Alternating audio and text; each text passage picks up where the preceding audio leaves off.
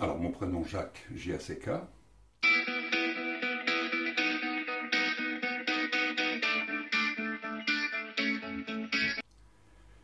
On a toujours prononcé Jacques et non pas Jack.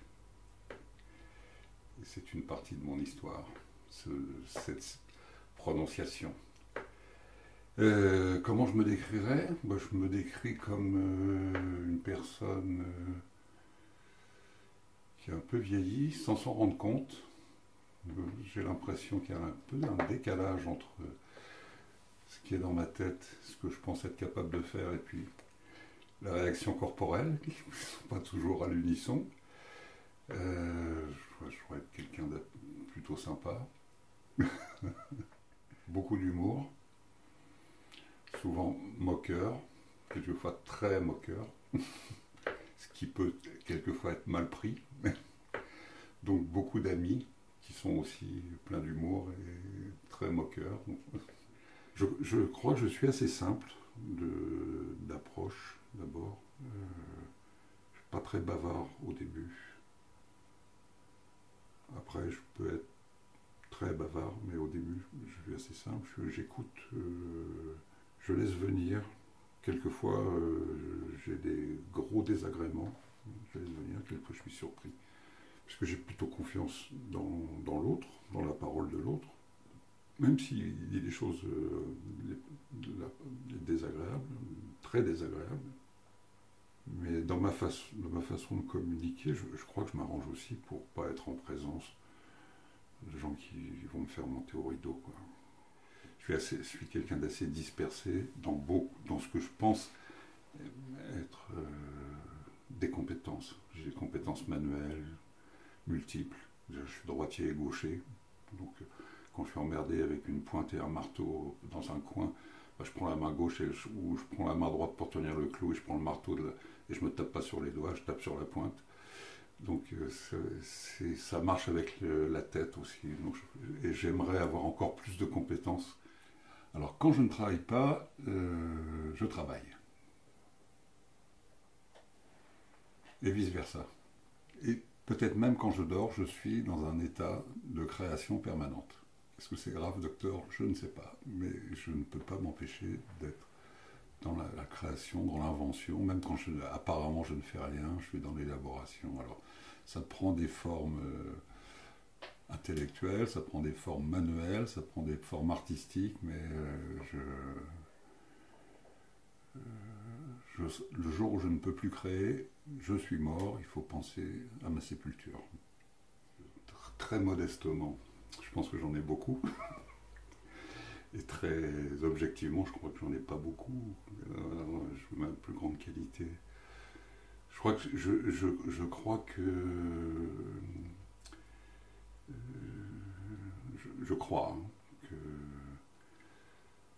je rends mon entourage paisible. Voilà. Même quand il y a de l'énervement, je crois. Ouais, je crois. Mais ça, je m'en suis rendu compte au fil du temps, parce qu'on me l'a dit. Mais pour moi, ma plus grande qualité, c'est gentil. Mais après, il faut définir. Ça peut être, selon le ton que l'on emploie pour dire t'es gentil, ça peut dire ouais, celui-là il est bien gentil, il est un peu con, mais celui-là il est très gentil, mais il se laisse faire. Enfin non. Mais je pense que c'est un mot d'ailleurs qui est un peu démodé, mais finalement, avec l'âge, je l'aime bien ce mot, être gentil.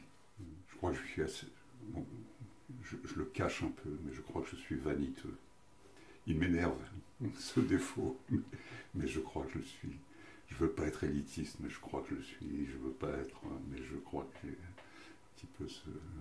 J'essaye d'être simplement orgueilleux, mais pas trop vaniteux. Psychologiquement, je suis un peu soupolé, quoi. Un peu, comme on dit, hein, soupolé, c'est une faiblesse, ça. Et irritable, je pense que les gens que j'aime bien, je peux être très incisif, peut-être pas méchant volontairement, mais je peux être dur. Plus je les aime, plus c'est une faiblesse. Il faut vraiment que je fasse gaffe. J'aurais aimé plus jeune être moins coléreux, c'est-à-dire pouvoir. Mais ça s'est fait, ça s'est passé. grâce à la psychanalyse, entre autres. Mais j'aurais aimé être moins coléreux, parce que je gardais beaucoup les choses quand j'étais plus jeune. Je gardais les choses, ça s'accumulait, et puis à un moment donné, ça pétait. Donc j'ai jamais été violent, destructeur. Je n'arrivais pas à petite dose, manifester mon agressivité pour pouvoir tenir ma place, pour pouvoir tenir les autres à distance. Et donc au bout d'un moment, ça pétait, je me mettais en colère. Plein de choses. Vraiment de la joie, oui. Mes amis, ma famille, mes amis, et puis même des gens que je ne connais pas, que je vais rencontrer pendant 5 minutes, et on va se mettre à déconner, à rigoler, à être joyeux de passer un moment ensemble, joyeux oui, le plaisir de vivre ensemble, hein, oui.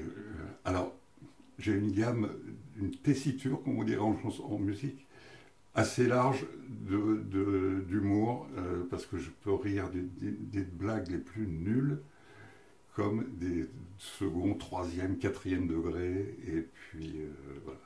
Donc, alors, ce qui me fait le plus rire, quand même Chaplin, quoi. Je peux revoir, je continue à revoir avec mes petits-enfants des films que je connais par cœur, mais ça, à chaque fois, je rigole. La perte.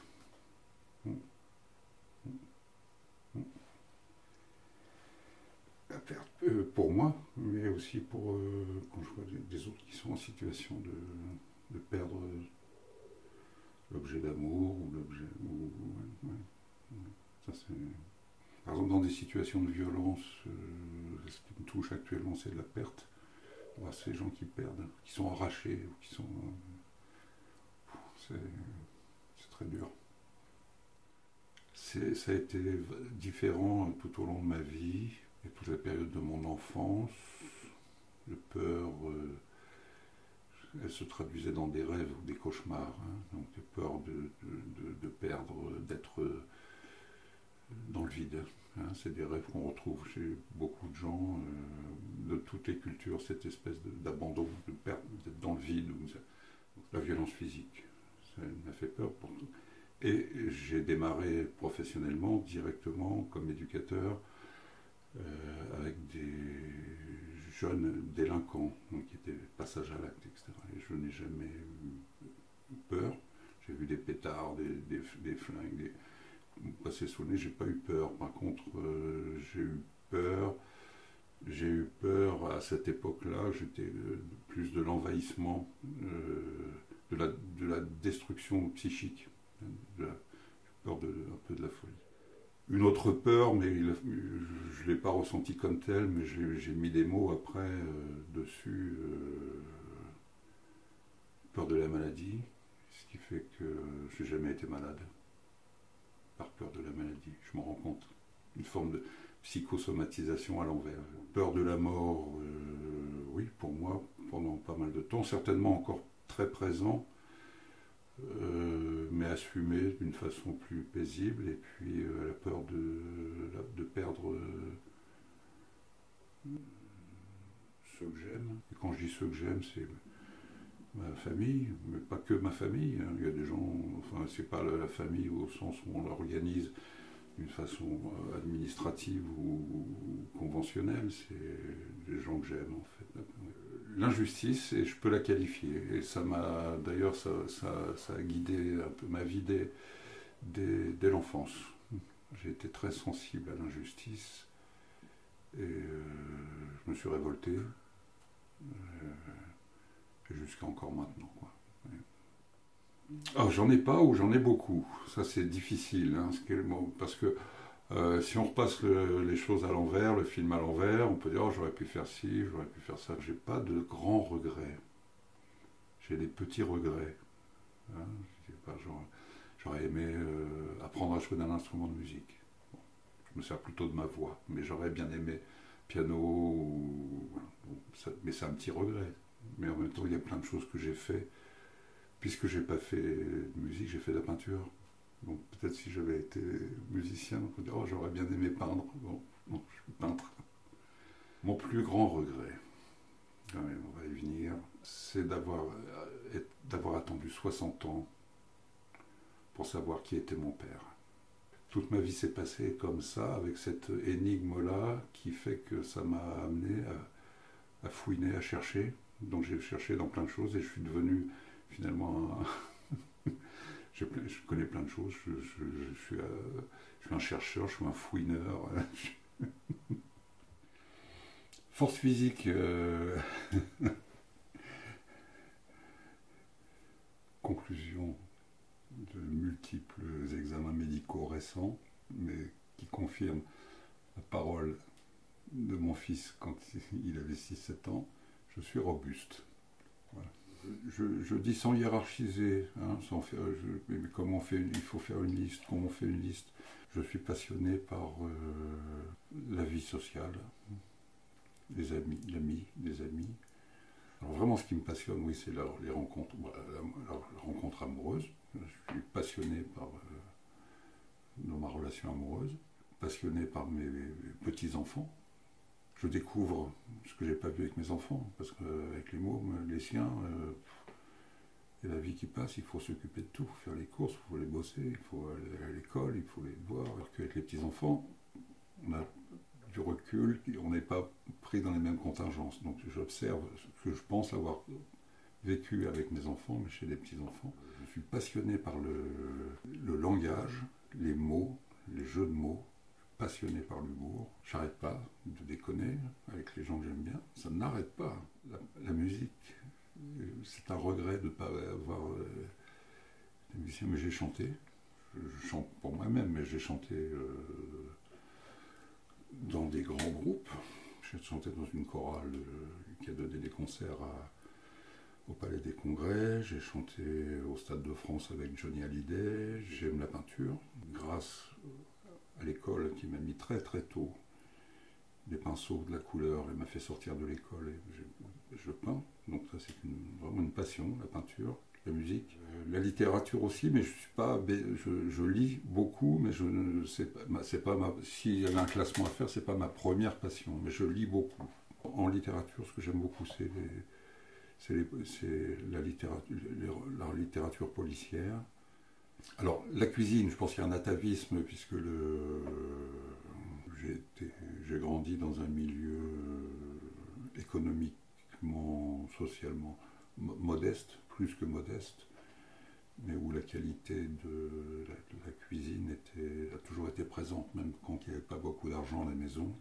Partout où j'allais, en famille ou chez des amis, une région mange de tout, poisson, viande, mais aussi la transformation. Je pense que là aussi, c'est quelque chose d'important. C'est qu'on se nourrit de vivant. Donc la cuisine, c'est un art, c'est du sacrifice, de la nature vivante, du sacrifice, des outils. Il faut hacher, il faut transformer, il faut cuire, et donc le feu. Ça, c'est passionnant dans la cuisine, c'est d'avoir ces bases-là. Et je suis passionné par les cuisines du monde entier. Ouais. L'amour, la parole. Ce qui fonde l'humanité. Et après, tout ce qui va décliner dans les relations sociales. Donc, par exemple, la loi a de la valeur pour moi. Si elle fonde, elle aide à fonder les relations humaines et qu'elle ne je différencie la loi et le règlement, ou la loi qui doit empêcher qu'on s'entretue. Ça me paraît, ça a de la valeur, oui. Grande valeur. J'aime beaucoup les objets. Pas tous les objets, j'aime beaucoup les objets.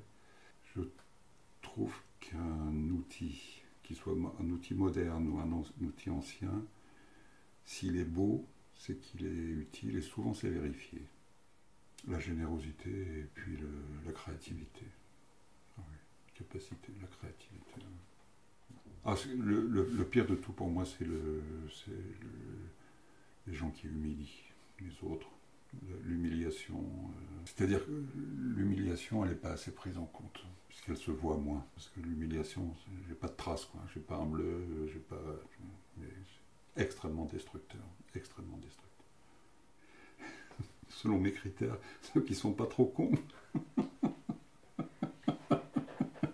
Non, je botte en touche, mais en fait c'est mon côté élitiste qui est un peu, mais que je revendique. Enfin, j'aime bien les gens qui sont un peu cultivés, quand même, avec qui on peut parler, qui sont un peu créateurs, mais qui sont aussi simples. J'aime bien, c'est compliqué, hein, j'aime bien les gens très simples et en même temps pas trop cons, selon mes critères.